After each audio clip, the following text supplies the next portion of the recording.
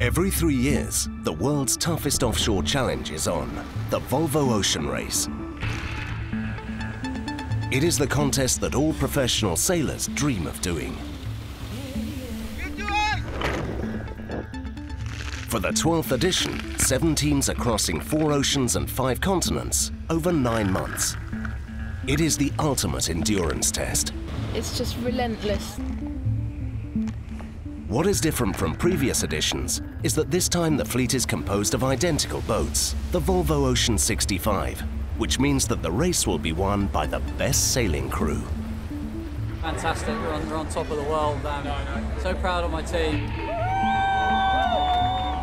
They are sailing 24/7, fighting Mother Nature, trying to win one of the hardest races on the planet.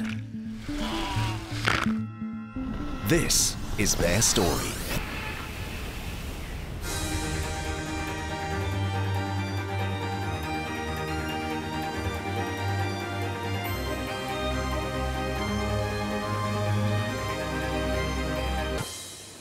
The Volvo Ocean Race fleet left Cape Town over 2 weeks ago, and the second leg of the race is a tricky one.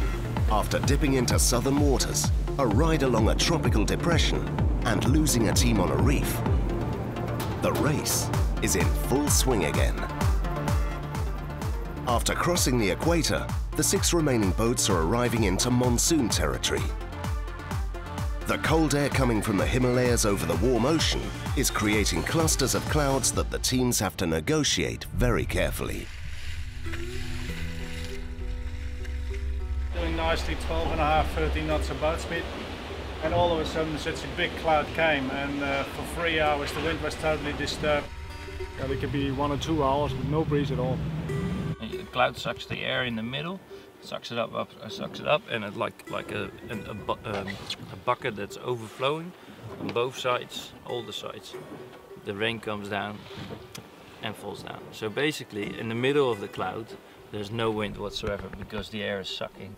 And around the clouds, on the top and the bottom and around, you have when the airflow falls down, that creates wind, and the wind shifts around the cloud. So it's up to us to try to position the boat in a place where we first of all have wind, and second of all we can try to get the best shift.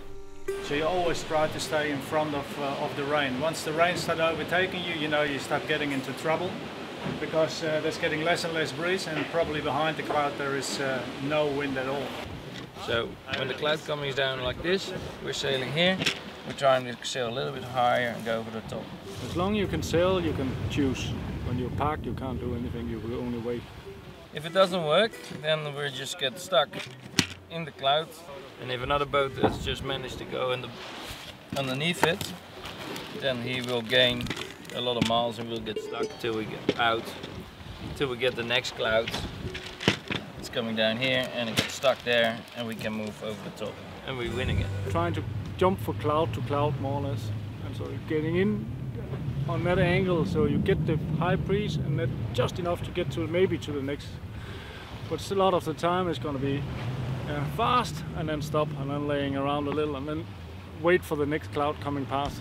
And this goes on, hour after hour after hour. You think it's fun? It is actually.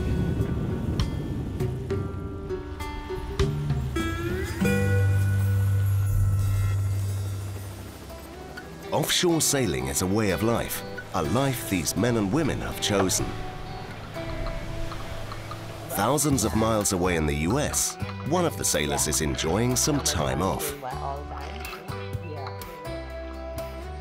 So we're here in Los Angeles with my sister Sherry and my 2 nieces, Gabrielle and Alicia. And I promised earlier in the week that I would help make cake pops. I'm in LA right now because during the Volvo, we're rotating in and out on the women's boat, and right now it's my turn to sit out while the girls sail from Cape Town to Abu Dhabi. I don't really have a permanent place that I live right now because I've been traveling so much and living in Lanzarote with Team SCA for the past year and a half. So I emailed my sister about 12 hours before I got on a flight while she was still sleeping. That way she didn't have enough time to say no. and I got the ticket and told her to tell my brother-in-law that I'd be here for a few weeks. Lucky duck. I think it's great that she gets to live her dreams. I think she's absolutely crazy. You could not pay me to be on the boat, but I think it's fabulous that she gets to live her dream and have a career in actually something she truly loves and her passion. So we're very proud of her, but there's no way I would ever let my kids do that. Oh, there it goes. Where? Oh, 5 minutes, everyone. Yeah, what do you think she gets to eat on the boat? Kale. What? Kale. They scrape up some kale on the way. Hey, girls, pull around. I think there's some kale over there. I think seaweed. Food. What kind of food? Seaweed. Food. And? The kind that people eat. Yeah. It's more like astronaut food, really. It's like Really? dried food. Yeah. Cool.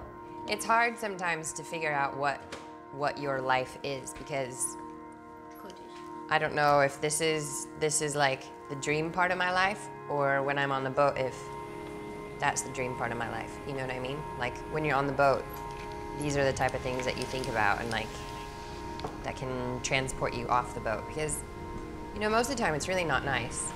You know, it's exhausting and painful a lot of the time, but the good moments make it worth it. One of the most important things, actually, if you're on shore and you're not on the boat, your job is to work out, because the idea of rotating in and out is to keep fresh, healthy people coming onto the boat. And you hope that the people that have been on shore come back with a little extra oomph, you know, that they'll be missing when they get to shore. And when we got to Cape Town, it was really nice to get Dee and Elodie onto the boat, because it was like, you know, hoisting and then a fresh body comes on and gets on the grinder, and it literally is a world of difference. So your job is to focus on working out and just gotta relax.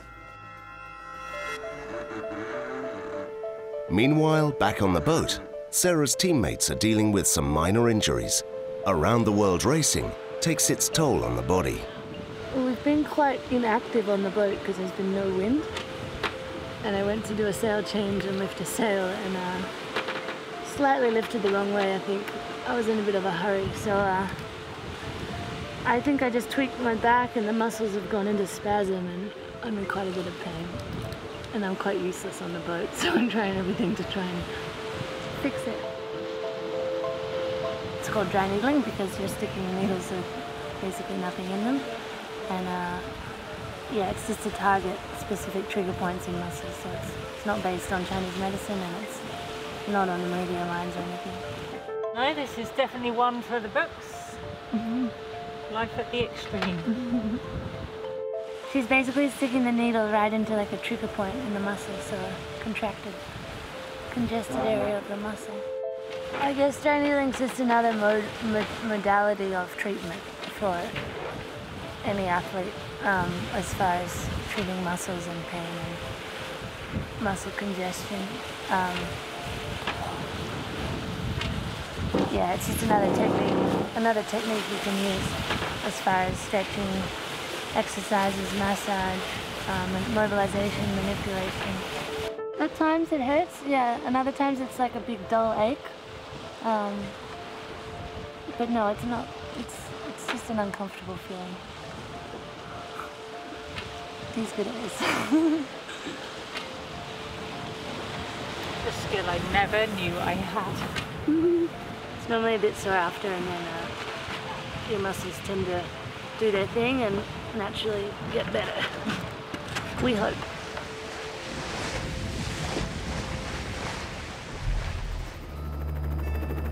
Looking after themselves is a must for the sailors if they want to be able to survive the lengthy race. And sleep is something that we all need. The main challenge is sleeping on a yacht like this is actually getting into the bunk. I find the bunk's pretty comfortable, and you're generally so tired that you sleep. But to those that are not used to it, you might gather there's a lot of noise, the boat's moving around, shuddering, every now and again you get thrown forward. What we've instigated from the beginning of this race, both Charlie and I, is logging our sleep so we can track it and make sure that we are getting enough, and when we're not, make sure we get a little bit more, and that one of us isn't being too short-changed. A few days ago I realised I'd only had 2.5 hours in 24, and it's just not enough, and you're falling asleep at the computer trying to do stuff, so you just have to stop. Hopefully you're in a safe position and just have some sleep. It's very important because if you don't get enough sleep, you make mistakes and your decision making is poor. But it's a balance between being able to do what you've got to do and getting enough sleep. And I'd say you're always on the wrong side of that, but hopefully not too much. Been at sea 21 days. I've averaged 5.2 hours of sleep in 24, and Charlie's averaged 5.4. So we're pretty much on the money. The young bloke gets a little more. Spend time. I find it very, very difficult to sleep when something's imminent. You know, so when stuff's changing all the time, it's pretty tough. Like once the boat's settled on a new tack or going in the right direction, I'll try to steal a bit, but towards the end of the legs, it gets pretty jammed up. I tend to time it such that when I hit the dock, I don't necessarily have anything left. That's true with Cape Town. Yeah. Cape Town I was fried. You just, and the other people are like, right, we're here, and you're like, oh.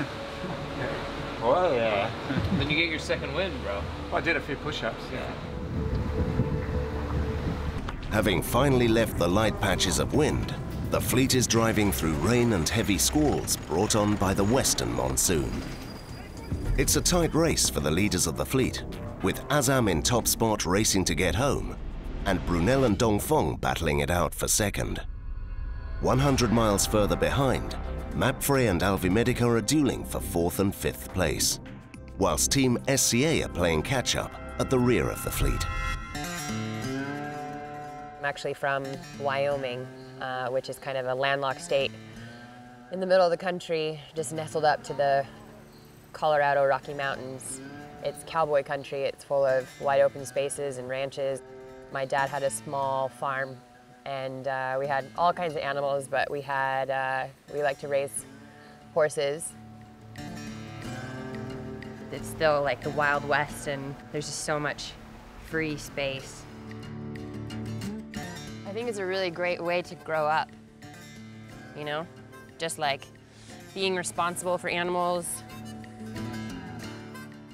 A lot of people don't think that there's nothing similar between how I grew up and what I'm doing now, but you know, you have to take care of your horse in order for it to take care of you, and you have to take care of the boat, otherwise it doesn't take care of you.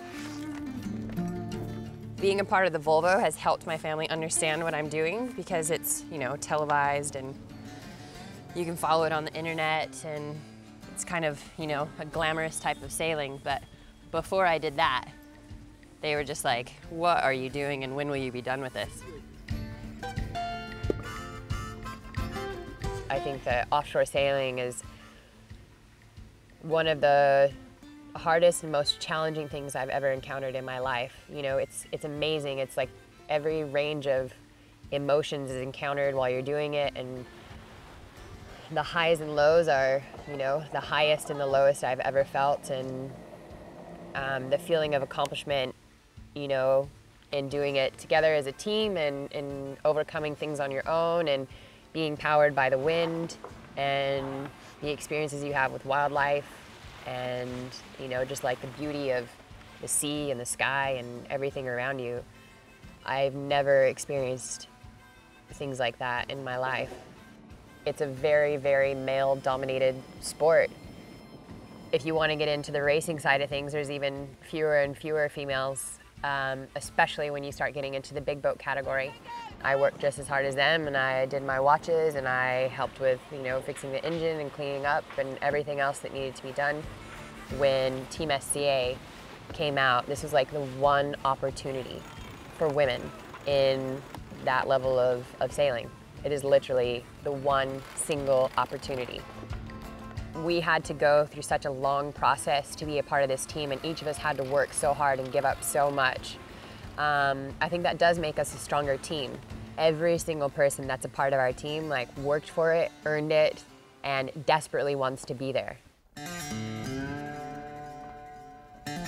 A lot of the places in Wyoming, you're 100 miles from the next person, easily, and you can feel just as isolated there as you do at sea. So I actually take a lot of comfort in that and find it quite romantic. That's why I've been able to go offshore and be completely fine with the nearest point of land being more than 1,000 miles away, and I've never had any issues with that.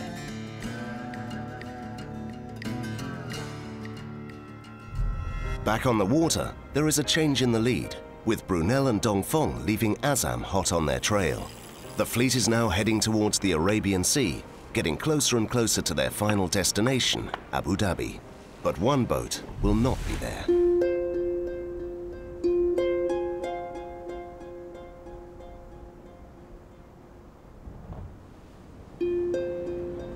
It's been nearly a week since Vestas crashed at St. Brandon Archipelago. I got to be honest, I'm really disappointed, of course, possibly an understatement, but that's on one hand, and on the other hand, we've also got to be sensible and realise, you know, how fortunate we were to be able to, everyone to be here, be in one piece and be healthy is pretty amazing. So I'd have to say there's a lot of emotions at the moment. Back to reality and civilization again. Passports and hotels. For Chris and his team, getting back to the mainland means they're finally facing up to what happened to them. In the standard scenario, we had the Southern Ocean, and it wasn't really rough conditions, but it's certainly intense. We'd just been tangling with that tropical depression for the previous 24, 36 hours. And then the next thing was, there was a quite important strategic decision to be made, whether you go east or west to set up for the doldrums. It's a blue section on the white background, and when you look at that, it's a seamount. You know, I'm not that comfortable with them, but it's no dramas, you check out the depths.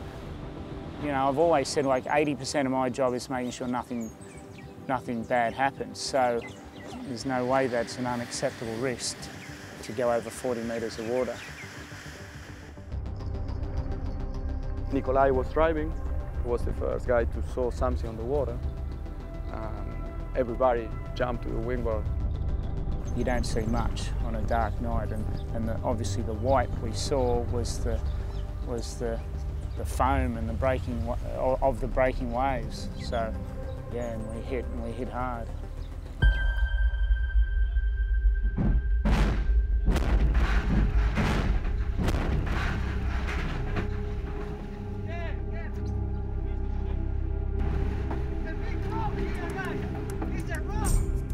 Bang daggerboard, bang keel, bang bang rudders. In, I don't know, 5 seconds, 10 seconds at the most. When I put my head up, I already saw the two wheels, 330, so the two rudders already gone. You don't have time to be in a panic. Yeah. I think no one is prepared for this. I can't believe this. I can't actually believe this is happening. Okay. The initial point of impact, right, I had no control over in regards to if we're going to have 4 people injured or someone's going to have been washed over the side or whatever. So zero control over that. There was no chance. We were just completely stuck. We know that we cannot do anything much until it's daylight. So I sent out the Mayday. You know that it'll go out from there, and that for me was always going to be race control, because you have to live it like that. May be, you know, that may be the last phone call that you're able to get off the boat. We asked them to contact Elf Medica. So I guess as long as you can stay on the boat until daylight would be the safest option. It was very, very clear to everybody that we had to stay with the boat as long as we could. At the same time, worked on a plan of getting off the boat in case we had to. 6, 7, 8, 9, So it was going to be a long night, you know, a really tough, long night. It's not looking good for us. The situation became dangerous quite quickly. By this stage, the transoms and the back end of the boat's completely gone. Not an easy decision to make for a skipper, but Chris has to issue the order to abandon the boat. You know, Donzo was across first, then it was Salty, and then it was from youngest to oldest from there on, and Train I would swap out, I'd be last off. Weird moment there, because now we're safe, but are we really? Standing on a reef in the middle of the Indian Ocean, who would have thought it, eh? By this stage, you know, as well, someone from, I don't know, race headquarters or whatever said it's massively shark-infested waters, no matter what, don't get in the water. What did Nico just say? Something about there might be sharks around. And he wasn't joking, was he? I don't think he was joking. The worst thing in the world if we just survive that and someone gets taken by a shark. As daylight breaks and all of a sudden you can see Medica there, you can see the boat on the reef and the lagoon. That brings a lot of much greater sense of safety. So slightly slower? Not until we sat down in this little house became, you know, do you get the reality sink in and do you get the rest of the emotions come out. Immediately the focus was more on what we're going to do with the boat. We can't leave it there. Here we are, we're in the middle of this amazing lagoon. And then we got on board the boat and we're moving fuel tanks, oil, batteries. And you know, we feel guilty enough to just destroy the boat. We don't want to just also destroy that piece of unique environment. When you hear the stories about this reef, and especially this corner of the reef, they got some sort of local word for it, as in it's a magnet for shipwrecks. The question I'm sure everyone has on this is how did this occur? The answer is simple, but also I guess complicated. The answer is simple: is it's a human error that had enormous consequences. When you make a mistake, it can have a lot bigger consequences, not just you know, winning or losing a race or a place. You know, people could have died here. So that's very tough. That still is very tough. At the same time, there was a lot of a feeling of you know, crushing a dream for a lot of these guys. You know, it's pretty unique to be able to do the Volvo Ocean Race, and it's not just a journey around the world. It's a journey in life, and it's a huge thing. Your dreams and goals of the Volvo, and also all, you know, Vestas's, you know, they were just starting to enjoy this, I thought. You just think how it could have turned out, and you just go, wow, we've just really, really done well.